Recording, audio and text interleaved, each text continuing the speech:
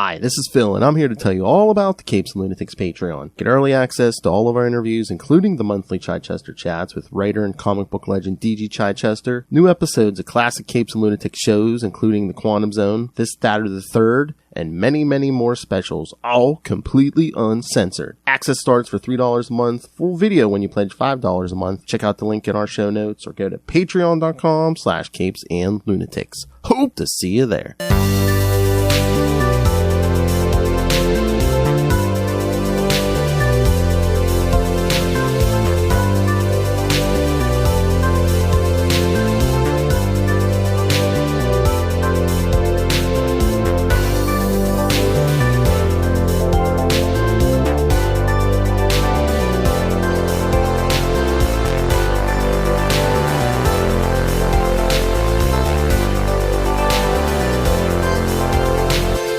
Blast me hearties, and welcome once again to Full Stream Ahead. I be your Captain Charlie, the Professor Esser, and with me as always is me skinny rich friend and first mate. It's Mozz. Welcome, Mozz. Welcome back to the final episode. Oh my gosh, you know what we forgot to do all last episode? What? Say it was the penultimate episode. But the penultimate episode has passed. Welcome to the final episode so far of Willow. Season 1, Episode 8, Children of the Wyrm. The immemorial city awaits, refuge of the wicked crone and her dark designs. Our director this week, again, is Jamie Childs.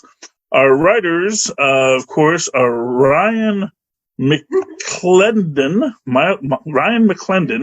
who gets our written by, along with Jonathan Kasdan. Jonathan Kasdan, of course, gets our developed by, and George Lucas, on his big old pile of money, gets the based on characters created by credit. And this reminds me, you know, we did not talk about at all last episode. Eric? But the seduction of Eric, yes. Because that is the thing. When Laura and Kit make their leap of faith, when they arrive at the immemorial city and they come in, they made a very different Eric. And that's because during the entire episode, we were seeing Eric dealing with the slow grinding of the psychological torture of the Wyrm, which is that, of course, pretty lady, the crone, telling him about how things can be different. Using He can be the hero that ushers in. Yes, you know, and just this desperate thirst he has, because, of course, he's drinking from the well with the orange water, you know, which he knows can't be good for him. But he's like, he also doesn't want to die of thirst, you know? Right. I mean, people have eaten each other when confronted with that feeling. So, you know. Yeah. There is some room for forgiveness in this. But we did see at the end of it where he finally does give in. And he's just like, as he's dying, he's just like, whatever you need to do, just save me. And she saves him all right. And he gets a nice haircut and a new suit. And gets to look all fly when he comes out. And that is where we meet our heroes in this episode. I feel like it's not, I mean, I feel like it's a bit of a cop-out to say that he's only acting this way because of the orange juice, right? No. I mean, he's also dumb, right? And gullible. So, like, that's a significant portion of why he gives in, too. I mean, I can go along with that as a statement. I don't want to say he's that dumb and gullible, but yeah, he's. I mean, you know, that's a compromise I can agree to. Yeah, I mean, I'm sitting here and thinking, well, come on, he's pretty dumb and gullible. Right. Let's call a shelter have an entrenching tool here, my friend. Yeah, he, you know, because that's the thing. We knew. When we first met the girl, I was like, oh, yeah, that's the crone. When she says, are you here to release me? And it's like, because it is, hey, you want to be in the fairy tale? Well, here's the fairy tale. You get to be the knight in shining armor who saves the princess who's been captured. Didn't your grandmother ever tell you stories about how spirits come to you and try to entice you? Everybody's grandmother must have told them ghost stories about how they come to you. And you've been hearing stories about the crone being trapped away your whole life and nothing dawns on you as suspicious?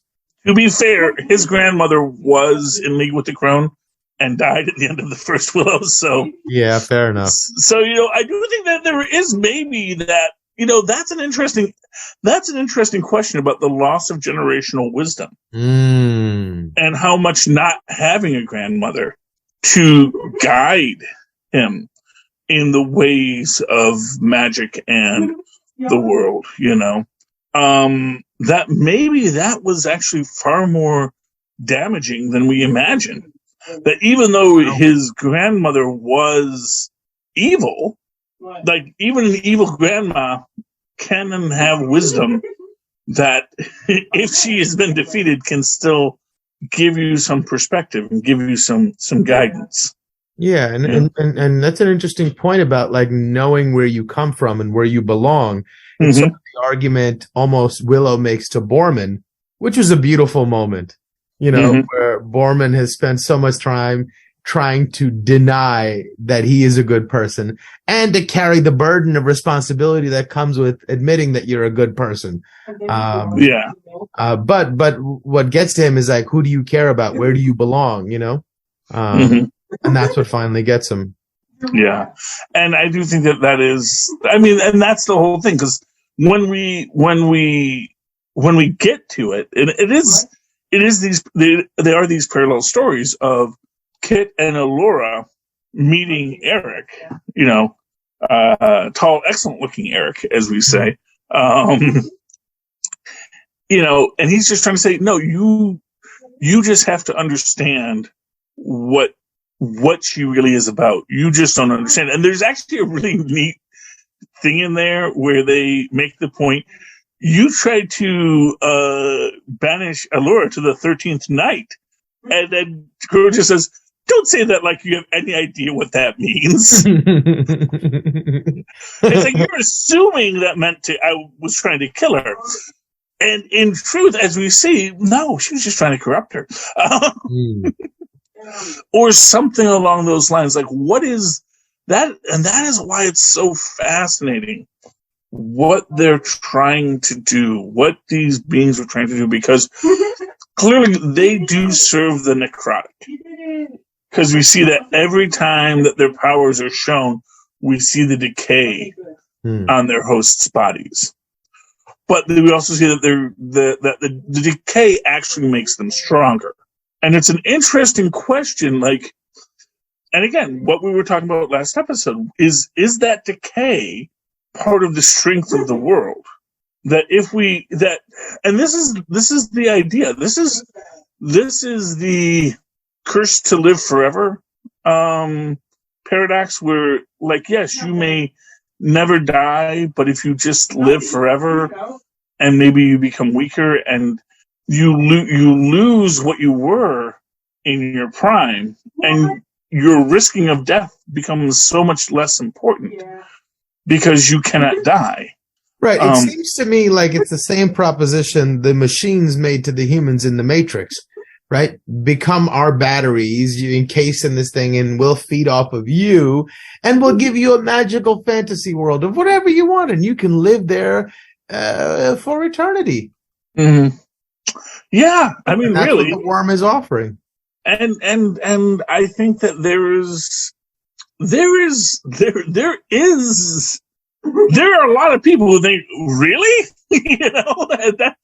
that sounds great, because, I just get to live in the Matrix or the framework, and I get to have this whole life, and I get to have a life that is a net positive. Because that's the real trick in those situations. You never want to make things perfect, because when things are perfect, they always, that's when they get boring. Right. But if you have just enough struggle to make every day another day, and every time you go out with your friends, just another joy of going out with your friends, you don't mind that, and there's work that I have to do. Even if the work is meaningless, It's it's the intended struggle that is necessary to make all the other joyful moments that much better. Right.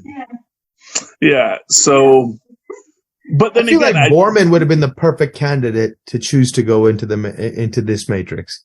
He would have taken it pretty easily. Oh, exactly. Which is why it's a good thing he didn't. Although, again, it's also one of those weird questions. Like, is his the kind of soul that the crone wants, especially because it is so easily temptable? You know, telling him you can be the hero of the story. It's less.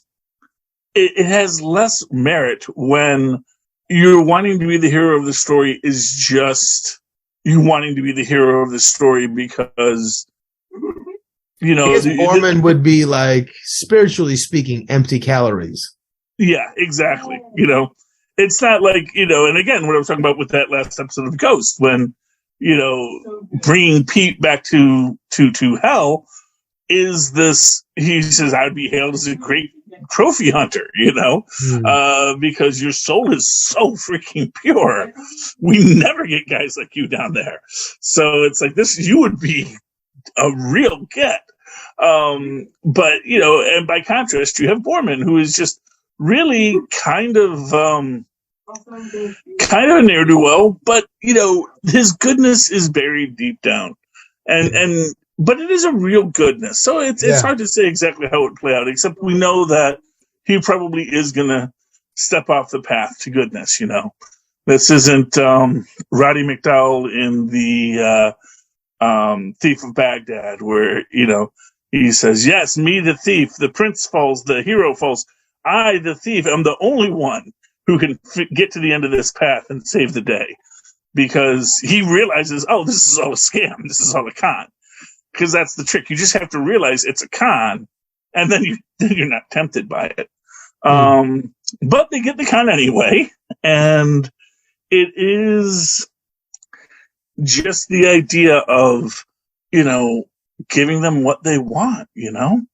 What do you want? You know, what if you could, and this is what's very fascinating when they're convincing Allura. It's like, what if you could just go back before and you can just be with Eric and he will make you queen and you will be his queen and he will be king and you never have to worry about any of this. All the people who died for you will no longer be dead. You will no longer have this burden of this responsibility of that, yes, if you are the hero, people will die for you. And you will be responsible for every death. And that is a heavy burden. And she is tempted by it. And we do see Kit again. But is she, though? I feel like she was playing double agent the whole time. You know, it was an honest, like, oh, whoa, maybe I shouldn't, or it was like, biding my time, gotcha. I mean, that's the interesting question. Because it could be, yes, it could be exactly that this was her 13th level chess. I think it's a lot more of just-in-time's salvation. And what I think about that is expressing the fact that she can walk away. This is something I was saying last episode about how, you know, when you sell your soul to the devil, what is the enforcement? Who enforces that contract? You know, who enforces? Because effectively, the idea is that you sign this way, saying, "I'm going to willingly give this to you," but if you takesy backsy, I think the idea is that he could take it at any time he wants, right? But you won't fight him when he does if you've signed the paper. That's the idea. He just doesn't want there to be but what if you do when he comes to collect. Right? But what if you do? He's going to take it anyway, but it's just a numbers game. Like, if I'm going to take 100 souls today, if I can get 100 of them to sign, maybe only 2 of them will decide to fight. But the fact that they themselves decided to give it over to you, they're not going to fight me as hard. They'll believe that I am owed it. And that's the trick. Well, yeah, that is the trick. But this is what I say is the secondary trick to that. That if you just say, yeah, no, that's an unenforceable contract, dude. You know, well, like, again, if you say, what's your enforcement mechanism here? He has What is- powers. Does he? Yeah. I mean, he has powers, but are they real powers or are they illusions? Because that is what you always get into in this. Is that at the end of the day, all of this is glamour.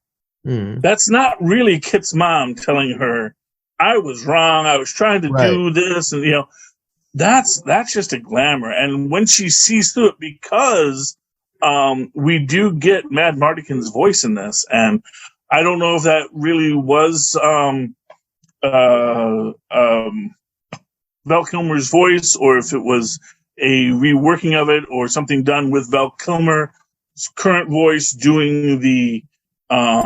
I can believe that it was probably done with AI. You can do some crazy things. Yeah, but they could also take Val Kilmer's current voice, so it's his acting, and then you sweeten it. In the same way that if you were to get Val Kilmer to come in, and then you can just layer over top of him how he looked. Well, just hearing how hard of a time he had even getting 2 sentences out in Top Gun Maverick, I find it hard to believe that he would have showed up and recorded. Yeah. I see it seems much more plausible that they have a wealth of data to pry from of all the movies and recordings he's done for AI to be able to make a pretty convincing facsimile of his voice. Yeah, I hope he gets better. I really do. I know it's hard that he's going through this stuff, and it's hard to be a public figure when you're going through stuff. But I'm also glad that he's showing that he is struggling, and people know of his struggle, and it's going to make it that much better if he does get to the end. And if he doesn't, we know that he's always there. That's the joy of it. But yeah, we do get Mad Mardigan's voice in this, and again, where his choice to fight the Wyrm from within pays off, because he's able to reach out to Kit, and because he's able to reach out to Kit, he is able to let her know, I knew that you could do this. I knew that you would be the one to protect things, Years ago, he threw the jab to her hook, He's like, that was the first salvo. But because the jab was there, she was able to land the power shot. Yeah, and I think that is what is really great in that. And I mean, just on so many different levels, I really like how this plays out. When she comes to the wedding of of Allura and Eric, and she's about to kiss him, and then you see the magic, and then she's like, no. And that's, to me, the thing. It's if you just say, no, I walk away. You can't say, I've gone too far, because I say when I've gone too far. No, you haven't done it yet, so. Yeah, But it is this idea that I think that the power that evil has over you is only the power you give evil over you. Well, I think if you're a Laura Dannon, sure. But for the rest of the mere mortals, I don't think they would have been able to resist as easily. Well, and again, I think that Kit does well. Yes, she had the outside help of her dad, but at the same time, that her dad's voice has probably been in her head her whole life. So again, going back to the idea of generational wisdom. Yeah, exactly. You need that generational wisdom to tell you how best to navigate, this dangerous world sometimes. Now, it doesn't mean that you just accept all generational wisdom at face value, because obviously who and what the Bone Reavers are is something that people have been lying about, but also maybe only exaggerating about. And then maybe there are good Bone Reavers and bad Bone Reavers, just like every other group of people. I mean, that's always the thing. And maybe there's even something in that the captain of the guard who gets corrupted by the Wyrm, who raised Jade, he raised her after he killed her mother, or something along those lines, killed her family, took Jade as his own to raise her. So maybe there was that corruption in her all along. And I think this is where we get into this question with Graydon, where when he does stand up to the crone and he gives her all he's got, and she says, Man, I could take. Well, no, but more to the point. More to the point. Like I knew he had the darkness within him. He showed me his darkness, and yes, and that's how she was able to claim him. Right. Because it almost seems like that was the plot all along. That the whole Elora Danan business was just a ruse, a clever ruse to draw the other piece of the puzzle that has been out there existing for so long. Like the crone's sister spirit that's latched itself to Graydon or something. I mean, that's a possibility. I personally prefer to think that the Wyrm is improvising.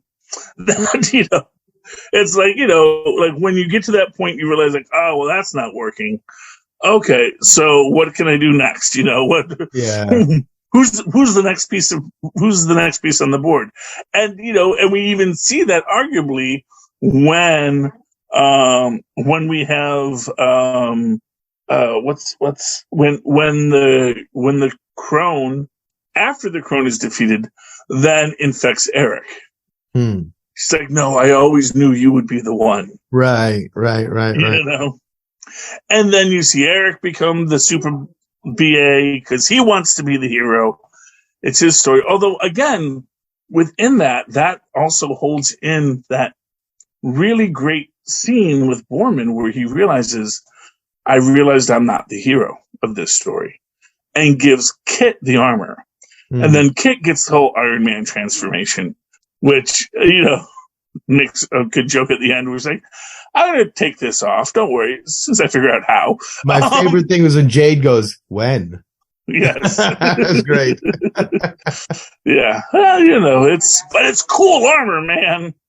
Which, of course, leads to its own concept of power corrupting. So that's the other thing. That's, I wrote a story years ago about, like the idea of the shield of Galahad, that it would be passed on from hero to hero, but that eventually it stops working because you become too hubristic. It's like once you feel you can never be defeated, the shield stops protecting you, and then you get defeated.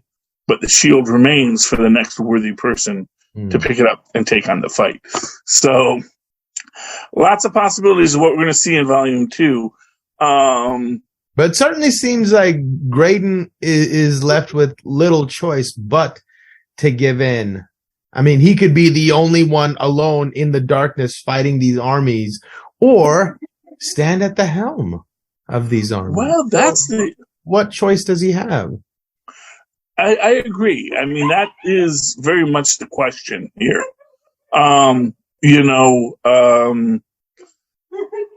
Graydon, because of course, this is what I think is most interesting.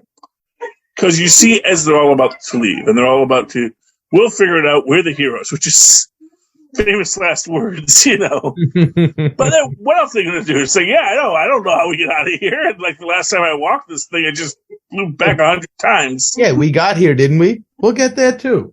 Yeah, but then again, that's the magic of a fantasy story. That they will eventually, that one can argue that, next episode, they're all back in the Shire and everyone's happy. Yeah. It's a good thing that adventure ended. Now let's prepare for the next one. But we see Elora look back because she knows they're leaving Graydon behind. She knows the job isn't done. Yeah, that's the thing. They know the Wyrm is still there. They know Graydon has been left behind. And she knows we're leaving the job undone. And the idea that, we leave the job undone because then what are we going to do next season? I mean, it was also kind of like, but the Wyrm is still trapped over there. It's like, what did you just look at what you just said? The Wyrm is what? It's trapped. All right. So can we, have a beer? It's trapped. It's good. Let's settle down for a second. We've been having a rough couple of weeks. It has been a rough couple of weeks. That is for true. But we do see that the outcome of this is Graydon's own seduction. But what I like about this, and so two items that are very important and powerful in this is, of course, Allora's wand gets destroyed. Mm. Willow breaks his own staff, though it may be repairable, to use the magical crystal to help bring Eric back, because that is actually that very important thing, which I think is Allura Dannon's real power. Not to destroy, but to convince people that we can do better. That it isn't about destroying, it's about healing. And healing isn't ending the Wyrm. It's just making sure the Wyrm's perspective is kept where it is best used. You know, the Wyrm is best used to strengthen us when we can, and to weaken us when it's our time to go home. That there is a place for the Wyrm in these things, and trying to fight it too hard just makes it angry. But if you let the Wyrm exist, maybe we can have peace and balance in all things. At least that's one theory. You know, it's George Lucas, so they could change it like 6 more times before they finally finish the trilogy. But yeah, I mean, I like it. I like the fact that the Wyrm takes the form of Allura Dannon, which again immediately changes any images that Willow might have seen about the future. Yeah. Because now, if Allura Dannon is dead, is it Allura Dannon? Is it the Wyrm? Or is it that in that moment, the Wyrm and Allura Dannon become one? And the bodies and the images don't matter as they become this, you know, yin-yang circle of life and death and rebirth. Anything's possible. And in that moment, I have to imagine that the key is going to be one good person who makes the decision, and that, I think, will be Graydon. So, mark my words, Graydon is not done yet, and Graydon's hero's journey is not done yet. But he's right going now to go through a lot right now. Yeah, well, right now, you kind of end this where in the classic hero's journey, where he's in the depths of despair, you know, or the point of corruption, the point of temptation. And maybe series 2 is going to be him dealing with that temptation, and then maybe series 3 is the redemption. And then in the irony of ironies, he does wind up marrying Kit, and they become the benevolent rulers of the overworld. You know, as he said at the very beginning, eventually we're going to be in charge, and we will make the rules. And again, that's the important thing, not that there will be no rules, but that we will make the rules, because we will make the rules out of compassion and wisdom and the shared experience that we've learned to make sure generational knowledge gets carried forward. But that generational knowledge can be grown and cultivated so that it does not feed the worst of us as we build a better society. At least that's one theory, Mozz. I like it. I like it too, because I came up with it. So I'm always very partial to my own ideas. All right, Mozz. Any final thoughts before we put Willow to bed and start thinking about the Mandalorian? Oh, no, I'm excited to go there, man. It's going to be exciting, man. We've already got a couple episodes down, and they're really good. So we will talk about that. I'm going to start when you join us next, kids. Grogu is back. Mandalorian. Din Djarin. Din Djarin is back. Apollo Creed is back. Apollo Creed is doing very well for himself. We'll just go see that movie if you get a chance. It is amazing. Oh yeah. Oh, the new one, Creed. Yes. Yes. Somebody told me that their idea was that they wanted to bring the style of anime fight sequences into live action, and boy, that's what they accomplished. It is wonderful choreography. Some of the best fight choreography I've seen, and it's stylized, but still feels like you feel the narrative of the story. It's not just random punches and random acts of violence, and then they try to pretend like there was a story that happened there. You really get a sense of like the story of the fight unfolding. And with a lot of the stylized choices they make where the crowd goes away and these two friends working their problems out, you get like the dual layers of what's happening. Oh man, it's really, really beautifully done. Yeah. I mean, I'm very excited about it. I just, I will always be disappointed that they've never brought back Clubber Lang. In any, I just want, even if he's just an announcer at a booth or, Yeah. The man was heavyweight champion of the world. I want this man to have every other heavyweight champion get some kind of respect, Even if you just want to show him opening up Caesars, just give the man the respect he due. He beat Rocky. Yeah, let them get 2 or 3 more Creed movies out, and then they'll go to that well and be like, "Hey, Clubber Lang's son also fought." well, but I mean, for what it's worth, Creed is in its own way the Clubber Lang story. It's how it echoes. It is not to be rude, but the Creed stories are the Rocky stories, but better written. Just to be rude, but yeah. And this is where, the young upstart comes and really shows Creed where he's wrong about, things and, and also shows where Creed has gotten soft. And then Creed comes back and beats him at the end. I presume. I haven't seen it yet. But, it's more than that. Jonathan Majors' character is really terrifying in this.